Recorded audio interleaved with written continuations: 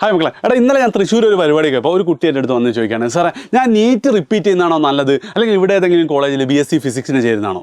ആ ക്വസ്റ്റ്യൻ കേട്ടപ്പോൾ ഞാൻ ഞെട്ടിപ്പോയി. ആ ക്വസ്റ്റ്യൻ കൊണ്ടല്ല കേട്ടോ, അതായത് ഇപ്പോഴും കേരളത്തിൽ +2 കഴിഞ്ഞ ഒരുപാട് കുട്ടികൾ റിപ്പീറ്റ് ചെയ്യണോ, നീറ്റിനോ ജയിക്കോ വേണ്ടി റിപ്പീറ്റ് ചെയ്യണോ, അല്ലേ വേറെ വല്ല കോഴ്സിനും പോകണോ എന്നുള്ള ഡിസിഷൻ ഇതുവരെ എടുത്തിട്ടില്ല, കൺഫ്യൂസ്ഡായി നിൽക്കുന്നുണ്ട് എന്നുള്ളത്.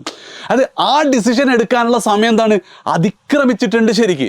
ഏത് കോഴ്സിന് പോകണം എന്നുള്ള ഡിസിഷൻ ഇനിയും നിങ്ങൾ ആലോചിച്ചോ. പക്ഷേ റിപ്പീറ്റ് ചെയ്യണോ വേണ്ടോ എന്നുള്ള ഒരു തീരുമാനം എടുക്കാനായിട്ടുണ്ട്. നിങ്ങൾ ഏതെങ്കിലും ഫ്രണ്ട്സ് ഇപ്പോഴോ കൺഫ്യൂഷനിൽ ഉറപ്പായിട്ട് ഈ വീഡിയോ ഞാൻ അവർക്ക് അയച്ചു കൊടുക്കുക. കാരണം എന്താണെന്ന് വെച്ച് കഴിഞ്ഞാൽ സംഭവം പറയാൻ എളുപ്പമാണ് സാറേ, സമയം അതിക്രമം, പക്ഷേ ഡിസിഷൻ എടുക്കൽ അത്ര എളുപ്പമൊന്നുമല്ല അല്ലേ. പ്രധാനമായിട്ടും 3 പ്രശ്നങ്ങളാണ് നിങ്ങൾക്ക് ഉണ്ടാവുക. ഒന്നാമത്തെ പ്രശ്നം എന്ന് വെച്ച് കഴിഞ്ഞാൽ, എൻ്റെ 1 വർഷം പോലെ സാർ കിട്ടിയാൽ 1 വർഷം പോലെ എന്നുള്ള പ്രശ്നം ഒരുപാട് കുട്ടിയേക്കുന്നു. പക്ഷേ അഥവാ കിട്ടിയിട്ടില്ലെങ്കിലോ 1 വർഷം പോലെ ഞാൻ എൻ്റെ ജൂനിയേഴ്സിൻ്റെ കൂടെയൊക്കെ ഇരിക്കേണ്ടി വരില്ല എന്നുള്ള പ്രശ്നം ഒരുപാട് ആൾക്കാർക്കുണ്ട്. രണ്ടാമത്തത്, ഇത് അത്യാവശ്യം നല്ല പൈസ ചിലവുള്ള പരിപാടിയാണ്.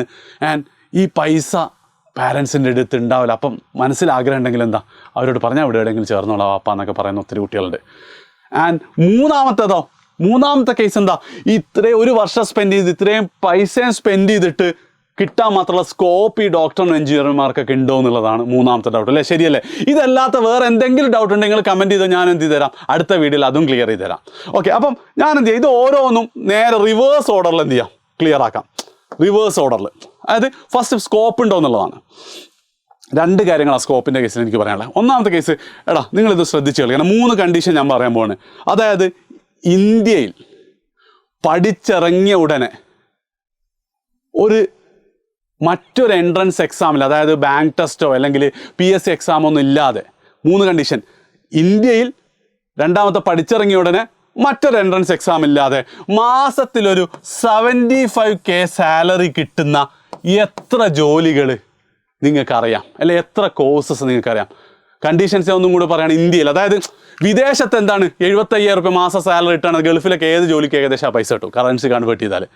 ഓക്കെ, രണ്ടാമത്തെ കണ്ടീഷൻ എന്താ, പഠിച്ചിറങ്ങിയ ഉടനെ എന്ന് പറയുമ്പോൾ 75,000 സാലറി കിട്ടുന്ന ഒരുപാട് ആൾക്കാർ, പക്ഷെ അവർ 10-15 വർഷം പണിയെടുത്തിട്ടേക്കും എക്സ്പീരിയൻസ് ഉണ്ടാക്കിയിട്ട് ആ സാലറി, അതല്ല നമ്മൾ കോഴ്സ് കഴിഞ്ഞ ഉടനെ. ഞാൻ മൂന്നാമത്തെ കേസ്, ഈ ബാങ്ക് ടെസ്റ്റും അതേപോലെ തന്നെ PSC ഒക്കെ കിട്ടിക്കഴിഞ്ഞാൽ ഈ സാലറി കിട്ടുന്ന കുറേ ജോലികൾ ഉണ്ടാകും കേട്ടോ. പക്ഷേ ആ ജോലിക്കൊക്കെ ഈ നീറ്റിനേക്കാൾ ടഫായിട്ടുള്ള എക്സാം ഉണ്ടാവും. 4 വർഷത്തിൽ ഒരിക്കലാണ് നടക്കുക. 2-3 വർഷമൊക്കെ വെയിറ്റ് ചെയ്യുന്ന ആൾക്കാരുണ്ടാവും. അങ്ങനത്തെ എക്സാം അല്ലാത്ത എത്ര കോഴ്സസ് ഉണ്ടെന്ന് ചോദിച്ചു കഴിഞ്ഞാൽ വളരെ കുറച്ച് ആൻസേഴ്സ് നിങ്ങൾക്ക് ഉണ്ടാവും. നിങ്ങൾ വേണേൽ കമൻറ്റ് ചെയ്യാം. പക്ഷേ എല്ലാ ആൾക്കാരും കമൻറ്റ് ചെയ്യുന്ന 2 കോഴ്സസ് ഉണ്ടാവും. ഒന്നത്, നിങ്ങളൊരു MBBS പാസ്സാക്കി MBBS കഴിഞ്ഞ ഡോക്ടറാണെങ്കിൽ, അല്ലെങ്കിൽ എൻജിനീയർ അല്ല ടോപ്പ് എൻജിനീയറിംഗ് കോളേജിൽ നിന്ന് നിങ്ങൾ എന്താണ് MBBS നിങ്ങൾ പാസ്സായിട്ടുണ്ടെങ്കിൽ അതും ഓക്കെയാണ് അല്ലേ. ശരിയല്ലേ? അപ്പോൾ ഇതാണ് സ്കോപ്പ്. ഒരു കാര്യം കൂടെ പറഞ്ഞാൽ, രണ്ടാമത്തെ പോയിന്റ്, നിങ്ങൾക്ക് അത് ഫിനാൻസിൻ്റെ കൂടെ പറയാം. ഇവിടുത്തെ എന്ത് കേസ് ഉണ്ടല്ലോ, ഫിനാൻസിൻ്റെ കേസിൽ രണ്ട് കേസസ് ഉണ്ടാവില്ലേ. ഒന്നാമത്തെ കേസ് ഒരു മിഡിൽ ക്ലാസ് മെൻറ്റാലിറ്റിയാണ് അതിൻ്റെ പ്രശ്നം. അതായത് തട്ടിമുട്ടിച്ച് എന്ത് ചെയ്യാൻ പറ്റും, ഇതിന് ചിലവാകുന്ന 2 ലക്ഷം രൂപയൊക്കെ ചിലപ്പോൾ പാരൻസിൻ്റെ ഒക്കെ അഡ്ജസ്റ്റ് ചെയ്യാനൊക്കെ പറ്റും. പക്ഷെ അന്നേരം വേറെ കുറേ കാര്യങ്ങൾ, വീട് പണി അവിടെ പെൻഡിങ് ഉണ്ടാവും, മറ്റേക്ക് മോളെ കെട്ടിക്കുക, അങ്ങനത്തെ കുറേ വിഷയങ്ങൾ അവിടെ ഉണ്ടാവും. അങ്ങനെ പോവാത്ത ആൾക്കാരടാ അങ്ങനെ പ്രശ്നമുണ്ട് പറ്റൂല എന്നൊക്കെ പറയുന്നത്. പക്ഷെ അത് ശരിക്കും ഒരു മിഡിൽ ക്ലാസ് മെൻറ്റാലിറ്റി അല്ലേ. അതേസമയം ഒരു റിച്ച് മെൻറ്റാലിറ്റി എങ്ങനെയായിരിക്കും? അതായത് ഈ 2 ലക്ഷം രൂപ സ്പെൻഡ് ചെയ്യുന്നു, മോൻ എന്ത് ചെയ്യാണ്, മോൻ JEE ക്ലിയർ ചെയ്യുന്നു. അപ്പോൾ ഇത് 2026 നിങ്ങൾ എക്സാം എഴുതും. 2030 4 വർഷത്തിന് ശേഷം, അല്ല 5 വർഷത്തിന് ശേഷം എന്താണ്, ഒരു 1.5 ലക്ഷം രൂപയെങ്കിലും സാലറി ഉള്ള ജോലി കിട്ടും. ഇപ്പോൾ 2 ലക്ഷം സ്പെൻഡ് ചെയ്യുന്നു, മാസത്തിൽ 2 മാസം കൊണ്ട് നമുക്ക് തിരിച്ചു പിടിക്കാം. അതാണെന്ത് ഒരു റിച്ച് മെൻറ്റാലിറ്റി എന്ന് പറയാം. ഞാനിത് പറയാൻ കാരണം മറ്റൊരു കേസും കൂടെ ഞാൻ പറഞ്ഞുതരാം. ഇപ്പം നിങ്ങൾ നീറ്റിന് റിപ്പീറ്റ് ചെയ്തിട്ട് നിങ്ങളെ റിസൾട്ട് വന്നു. അപ്പം ഒരു ഓൾ ഇന്ത്യ കോട്ടയുടെ കട്ട് ഓഫ്, അതായത് സ്റ്റേറ്റ് മെറിറ്റ് കഴിഞ്ഞു, ഗവൺമെൻറ് MBBS കഴിഞ്ഞു, പിന്നെ ഓൾ ഇന്ത്യ കോട്ടയുടെ ഒരു കട്ട് ഓഫ് മേ ബി 550 ശേഷം 549 കിട്ടിയ ഒരുപാട് കുട്ടികളുണ്ടാവും. അപ്പം ഗവൺമെൻറ് ഫീസിൽ എവിടെയും പഠിക്കാൻ പറ്റില്ല. അപ്പോൾ നിങ്ങൾ നെക്സ്റ്റ് ഓപ്ഷൻ എന്ന് പറയുന്നത് ഈ പ്രൈവറ്റ് മെഡിക്കൽ കോളേജിൽ KMCTയും നിർമ്മലയൊക്കെ പോലത്തെ മെഡിക്കൽ കോളേജുകളിൽ എന്താണ് ഗവൺമെൻറ് മെറിറ്റിൽ പഠിക്കല. അതിൻ്റെ ഫീസ് എത്രയാണെന്നറിയോ?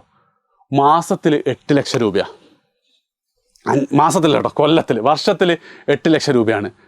5 വർഷം എന്തുണ്ട് പണിയെടുക്കുക, 5 വർഷങ്ങൾ പഠിക്കണ്ടേ. അപ്പം 40 ലക്ഷം രൂപ എന്താണ് നിങ്ങൾക്ക് ചിലവാണ്. ഒരൊറ്റ മാർക്കിൻ്റെ വിലയും കൂടി കേട്ടോ അത്.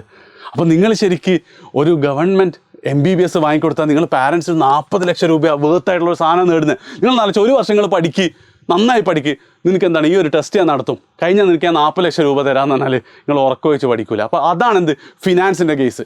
അതാണ് first case, middle class mentally. രണ്ടാമത്തെ കേസ് സാറേ ഞാൻ ആ മിഡിൽ ക്ലാസ്സിലൊന്നല്ല എന്ന് കരുതുന്ന ഒരുപാട് ആൾക്കാരുണ്ട്. അത് ഇതെങ്ങനെ നോക്കിയാലും പറ്റൂല എന്നുള്ളത്. അപ്പം നിങ്ങളുടെ മുന്നിൽ 2 ഓപ്ഷൻസ് ഉണ്ട്. ഒന്നാമത്തെ ഓപ്ഷൻ ആണ് നിങ്ങൾ ഓൺലൈനായിട്ട് എന്ത് ചെയ്യും, നിങ്ങൾ പഠിക്കും. ഓൺലൈൻ ചെറിയ പൈസയല്ലേ ആവുന്നുള്ളൂ. ആൻഡ് അതിൻ്റെ കൂടെ തന്നെ അപ്പോൾ കുറേ കുട്ടികൾ സാറേ ഓൺലൈൻ പഠിച്ചാൽ എന്തായാലും എനിക്ക് കിട്ടൂല. നിങ്ങൾ ഡിസ്ട്രാക്ഷനിൽ നിന്നെ പ്രശ്നം, കുടുംബം രക്ഷപ്പെടണ്ടേ, അതെന്താ നിങ്ങൾ ആലോചിക്കാത്തത്? അതായത് ഈ നിങ്ങൾ നീറ്റിന് വിടാൻ നിങ്ങളെ പാരൻസിൻ്റെ പൈസ ഇല്ലെങ്കിൽ അവരെ നമുക്ക് രക്ഷപ്പെടുത്തണ്ടേ? അപ്പം നിങ്ങളെപ്പോലത്തെ ആൾക്കാർക്കുള്ള ഏറ്റവും ബെസ്റ്റ് ഓപ്ഷനാണ് എന്ത്, ഈ പറയുന്ന കോഴ്സസിൽ കയറുക എന്നുള്ളത്. അപ്പോൾ എല്ലാ ഡിസ്ട്രാക്ഷനും താനെ നിങ്ങൾക്ക് നിർത്താൻ പറ്റും. ഇങ്ങനെ തന്നെ ജീവിക്കണോ, അല്ലെങ്കിൽ എന്താണ് ഒരു 25-26 വയസ്സാകുമ്പോൾ പൈസ ഒരു പ്രശ്നമില്ലാത്ത രീതിയിൽ ജീവിക്കണമെന്ന് നിങ്ങൾ ആലോചിച്ച് നോക്കാം. ഇനി ഇത് മാത്രമല്ല, അതായത് നിങ്ങൾക്ക് വേണമെങ്കിൽ എന്ത് ചെയ്തോ, നിങ്ങൾ ഞങ്ങളെ കോൺടാക്ട് ചെയ്തു. ഫിനാൻസാണ് നിങ്ങളുടെ പ്രശ്നങ്ങൾ. അതായത് കേരളത്തിൽ മറ്റേത് സ്ഥാപനം നൽകുന്നതിനേക്കാളും നല്ല സ്കോളർഷിപ്പ് എന്തിന് എഡ്യൂപോർട്ട് നൽകുന്നുണ്ട്.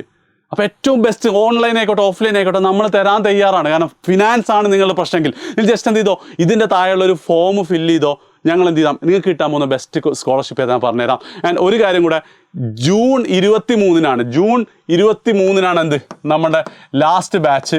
അപ്പം 22 വരെ എന്തുണ്ടാവുള്ളൂ, ഈ സാധനം ഉണ്ടാവുള്ളൂ. അപ്പോൾ അതോടുകൂടി നമ്മൾ ഫില്ലാണ്, കാരണം നമ്മൾ കുറച്ച് സീറ്റേ ഉള്ളൂ. ആണ് ഫിനാൻസിൻ്റെ കേസിൽ എനിക്ക് പറയാനുള്ളത്. അതായത് മിഡിൽ ക്ലാസ് മെൻറ്റാലിറ്റിയാണ് നിങ്ങൾ ആലോചിച്ച് നോക്കുക. തീരെ പൈസയിൽ നിങ്ങൾ എന്ത് ചെയ്യണം, ആ റിസ്ക് നിങ്ങൾ എടുത്തിട്ട് കുടുംബം രക്ഷപ്പെടണ രക്ഷകൻ വേണം. ആ രക്ഷകനാണ് എന്ത് നിങ്ങൾ. ആൻഡ് ഒരു വർഷം അപ്പം നിങ്ങൾക്ക് ഏകദേശം ക്ലിയർ ആയിട്ടുണ്ടാവും. ഒരു വർഷം സ്പെൻഡ് ചെയ്തിട്ട് കിട്ടുകയാണെങ്കിൽ വലിയ കുഴപ്പമൊന്നുമില്ല, നല്ല ഡീലാണെന്നുള്ളതല്ലേ. അപ്പോൾ സാറേ വീണ്ടും കിട്ടിയില്ലെങ്കിലോ? കാരണം എന്താ, നീറ്റും ജെയും കൂടെ എന്താ ഒരു 2000 കുട്ടികൾക്കായിരിക്കും മാക്സിമം എന്ത് ചെയ്യുക MBBS കിട്ടുക. അതേപോലെ തന്നെ ഒരു 2000 കുട്ടികൾ NIT IIT കൂടെ ഒക്കെ പഠിക്കുക. ടോട്ടൽ 4000 കുട്ടികൾക്കാണ് സാർ എന്ത് വന്നാലും കിട്ടുള്ളൂ, എന്ത് മലമറിച്ചാലും. അപ്പോൾ എനിക്കത് കിട്ടിയിട്ടില്ലെങ്കിൽ ഒരു വർഷം പോലെ. ഇവിടെ നിങ്ങൾ മനസ്സിലാക്കേണ്ട മറ്റൊരു കാര്യമുണ്ട്. അതായത് നമ്മൾ ബിലാൽ സാർ എപ്പോഴും പറയുന്നൊരു കേസാണ്, എല്ലാ കുട്ടികളെയും +2 കഴിഞ്ഞിട്ട് എന്ത് ചെയ്യണം, നിങ്ങൾ ഒരു വർഷം റിപ്പീറ്റ് ചെയ്യാൻ വിടണമെന്ന് പറയാം. എന്തുകൊണ്ടാണെന്ന് വെച്ച് കഴിഞ്ഞാൽ, നിങ്ങൾ റിപ്പീറ്റ് ചെയ്യുന്ന സമയത്ത് ഹോസ്റ്റലിൽ നിന്നാണ് റിപ്പീറ്റ് ചെയ്യുന്നത്, അല്ലെങ്കിൽ വീട്ടിൽ നിന്നാണ് റിപ്പീറ്റ് ചെയ്യുന്നതെങ്കിൽ നിങ്ങൾ ആലോചിച്ച് നോക്കുക. ഹോസ്റ്റലിൻ്റെ കേസിൽ നിങ്ങൾ ഒരുപാട് കാര്യങ്ങൾ എന്ത് ചെയ്യുന്നുണ്ട്, സാക്രിഫൈസ്. നിങ്ങളെ പാരൻസിന് വിട്ട്, നിങ്ങളെ വീട്ടിൽ വിട്ട്, നിങ്ങളെ ഫ്രണ്ട്സിന് വിട്ട്, ഇനിയിപ്പോൾ നിങ്ങൾ ഓൺലൈനാണ് കല്യാണങ്ങൾ, ഫ്രണ്ട്സ്, അങ്ങനത്തെ എല്ലാ സാധനവും മാറ്റി വെച്ചിട്ടാണ് എന്ത് ചെയ്യുന്നത്, സാക്രിഫൈസ് ചെയ്തിട്ടാണ് നിങ്ങൾ ഒരു വർഷം പഠിക്കുന്നത്. പിന്നെയോ എല്ലാ ഡിസ്ട്രാക്ഷൻസ് ഒഴിവാക്കിയിട്ട് ഒരു വർഷം നിങ്ങൾ എന്താ ചെയ്യുന്നത്, നിങ്ങൾക്ക് ഒട്ടും ഇഷ്ടമില്ലാത്ത കാര്യമാണ് കൺസിസ്റ്റൻ്റ് ആയിട്ട് കണ്ടിന്യൂസ് ആയിട്ട് ചെയ്യാൻ പോകുന്നത്. അതെന്താ, പഠിക്കുക എന്നുള്ളത് അല്ലേ. പഠിക്കുന്ന എന്തായാലും ഇൻസ്റ്റാഗ്രാം റീല് കാണുന്ന അത്ര സുഖമൊന്നും ഉണ്ടാവില്ല എന്നുള്ളത് സത്യമല്ലേ. അത് നിങ്ങൾ ആലോചിക്കേണ്ടത്, ഒരുപാട് കാര്യങ്ങൾ സാക്രിഫൈസ് ചെയ്തിട്ട് എല്ലാ ഡിസ്ട്രാക്ഷൻസും മാറ്റിവെച്ച് ഇഷ്ടമില്ലാത്ത കാര്യം കൺസിസ്റ്റൻ്റ് ആയിട്ട് ഒരു വർഷം ചെയ്യുക. ആൻഡ് ഇത് നീറ്റും ജയിക്കും മാത്രമല്ല കേട്ടോ, ലൈഫിലെ എന്ത് ഗോൾ അച്ചീവ് ചെയ്യണമെങ്കിലും ഇതാണ് തമ്പ് റൂൾ. അതായത് കുറേ കാര്യങ്ങൾ സാക്രിഫൈസ് ചെയ്യേണ്ടി വരും, കുറേ ഡിസ്ട്രാക്ഷൻസ് ഒഴിവാക്കേണ്ടി വരും. ആൻഡ് ഇഷ്ടമില്ലാത്ത കാര്യം ഒരു വർഷങ്ങളോളം കൺസിസ്റ്റൻ്റ് ആയിട്ട് ചെയ്യേണ്ടി വരും. ആൻഡ് നിങ്ങളൊക്കെ എന്താണ്, ടീനേജേഴ്സ് അല്ലേ, നിങ്ങളെന്താണ് ഇതിനേക്കാൾ വലിയ ഗോളുകളൊക്കെ എങ്കിൽ ലൈഫിൽ എന്തായാലും ഒരു ചലഞ്ച് വരും. അന്നേരം നിങ്ങൾ എന്ത് ചെയ്യണം, നിങ്ങൾ അടിപൊളിയായിട്ട് പഠിക്കണമല്ല, അത് ചെയ്യണമെങ്കിൽ ഈ ക്യാരക്ടർ ബിൽഡ് ചെയ്താൽ മതി. ഞാനിത് പറയാൻ കാരണം എന്താ വെച്ചാൽ, ഇപ്പം എൻ്റെ കൂടെ അന്ന് ഞാൻ +2ൻ്റെ കൂടെ JEE ക്ലിയർ ചെയ്താണ്. അപ്പം ഞങ്ങളൊരു 5-6 ആൾക്കാർ മാത്രമേ അതിന് വേണ്ടി അത്രയും കഷ്ടപ്പെട്ടിട്ടുണ്ടായിരുന്നുള്ളൂ ഞങ്ങളെ കൂട്ടത്തിൽ കേട്ടോ. അതിൽ 2 ആൾക്കാരെ എന്ത് ചെയ്തിട്ടുള്ളൂ, രക്ഷപ്പെട്ടിട്ടുള്ളൂ. ഫസ്റ്റ് ചാൻസ് കിട്ടിയിട്ടുള്ളൂ. ബാക്കി കുറച്ച് ആൾക്കാർ വേറെ കോഴ്സിന് പോയി. ഒരു പയ്യൻ എന്താ റിപ്പീറ്റ് ചെയ്തപ്പോൾ ലാസ്റ്റ് അവൻ എന്തോ സുഖമില്ലാതെ റിപ്പീറ്റ് ചെയ്തും കിട്ടിയില്ല, നീറ്റ് കിട്ടിയില്ല. പക്ഷെ അവനെന്താണ് US ഏതോ വലിയ ഫുഡ് കമ്പനിയിൽ ഇന്ന് വർക്ക് ചെയ്യുന്നത്. അത് അവൻ ഈ ക്യാരക്ടർ ബിൽഡ് ചെയ്തിട്ട്, അതായത് ഒരു ഗോൾ കൊടുത്താൽ, ഒരു ലക്ഷ്യം കൊടുത്താൽ എല്ലാം മറന്ന് പണിയെടുത്തോളും. ആ ക്യാരക്ടർ ബിൽഡ് ചെയ്യുന്ന ഒരു വർഷമായിട്ട് നിങ്ങൾ ഇതിനെ കണക്കാക്കണം. അത് മക്കളെ, അതായത് ജനുവരിയിലെ അല്ലെങ്കിൽ ഏപ്രിലിലെ നിങ്ങളെ JEE മെയിൻസ് കഴിയുമ്പോഴും May 3-നാണ് നിങ്ങളെ മെയ്യിൽ ആദ്യത്തെ ഞായറാഴ്ച നിങ്ങൾ നീറ്റ് എക്സാം കഴിഞ്ഞിട്ട് നിങ്ങൾക്ക് പുറത്തിറങ്ങിയിട്ട് നിങ്ങൾക്ക് നെഞ്ച് കൈവച്ച് പറയാൻ പറ്റണം, എന്ത്, ഞാൻ എൻ്റെ മാക്സിമം എഫേർട്ട് എടുത്തിട്ടുണ്ട് നിങ്ങൾക്ക് പറഞ്ഞാൽ നീറ്റ് JEE നിങ്ങൾക്ക് കിട്ടിയാലില്ലെങ്കിൽ എന്തായിരിക്കും, നിങ്ങൾ ലൈഫിൽ സക്സസ്ഫുൾ ആയിരിക്കും. അതുകൊണ്ട് എന്തല്ല, ഈ ഒരു വർഷം പോവുക എന്നുള്ളത് നിങ്ങൾ അത്ര വലിയ പ്രശ്നമാക്കേണ്ട കേസല്ല. നിങ്ങളിപ്പോൾ ഒരു വർഷം പോകാതെ പേടിച്ചിട്ട് അവസാനം ഡിഗ്രിക്കൊക്കെ പോയിട്ട് 2-3 വർഷം എന്തായിരിക്കും എന്ത് ചെയ്യണം എന്ന് ആലോചിച്ച് നടക്കുന്ന ഒത്തിരി ആൾക്കാരാണ് നിങ്ങൾക്ക് ചുറ്റും കാണാൻ പറ്റും. ക്യാരക്ടർ ബിൽഡിൻ്റെ സമയം കൂടിയാണ്. ഇപ്പം നിങ്ങൾക്ക് ക്ലിയർ ആയിട്ടുണ്ടാവുമെന്ന് കരുതുന്നു. അങ്ങനെയാണ് എനിക്ക് നിങ്ങളോട് പറയാനുള്ളത്. എന്താ, സമയം അതിക്രമിച്ചിട്ടുണ്ട്. കാരണം എത്രയും പെട്ടെന്ന് എന്ത് ചെയ്യണം, നിങ്ങൾ ജോയിൻ ചെയ്യണം. അൾട്ടിമേറ്റ്ലി ആ പറഞ്ഞ 4000 കുട്ടികൾക്കാണ് ഇത് രണ്ടും കിട്ടാൻ പോകുന്നത്. അപ്പോൾ ആ 4000 കുട്ടികൾ ഇതൊരു ഓട്ട മത്സരമായിട്ട് കരുതുകയാണെങ്കിൽ നീറ്റിലെ ടോപ്പ് 2000 നിങ്ങളെത്തണം, ജെയിലെ ടോപ്പ് 2000 നിങ്ങളെത്തണം. അപ്പോൾ ആദ്യം ഓടി തുടങ്ങിയ ആൾക്കാർക്ക് ഡെഫിനറ്റ്ലി അഡ്വാൻറ്റേജ് ഉണ്ടാവും. നിങ്ങൾ എത്രത്തോളം ലേറ്റ് ആവുന്നോ അത്രത്തോളം അത് റിസ്ക് ആണ്. സോ ഓൾറെഡി കുറച്ച് ലേറ്റാണ്, പക്ഷേ ദ നെക്സ്റ്റ് ബെസ്റ്റ് ടൈം എന്ന് പറയുന്നത് എന്താ, റൈറ്റ് നൗ ആണ്. എത്രയും പെട്ടെന്ന് എന്ത് ചെയ്യുക, നിങ്ങൾ എവിടെയെങ്കിലുമൊക്കെ ജോയിൻ ചെയ്യുക. എജ്യൂപോർട്ടിൽ തന്നെ ജോയിൻ ചെയ്യണമെന്നൊന്നും ഞാൻ പറയുന്നില്ല, എവിടെയെങ്കിലുമൊക്കെ നിങ്ങൾ ജോയിൻ ചെയ്യുക. നമ്മുടെ ലാസ്റ്റ് ബാച്ച് ജൂൺ 23-നാണ്. പെട്ടെന്ന് ഡിസിഷൻ എടുക്കുക. ഇതിപ്പോൾ നിങ്ങൾക്ക് കൺവിൻസിങ് ആണ്, പാരൻസിന് കേൾക്കുക, അവർക്ക് അയച്ചു കൊടുക്കുക, നിങ്ങളുടെ ഫ്രണ്ട്സിന് ഷെയർ ചെയ്യുക. സോ ഈ ഒരു ഡിസിഷൻ എത്രയും പെട്ടെന്ന് എടുക്കാം. ബൈ.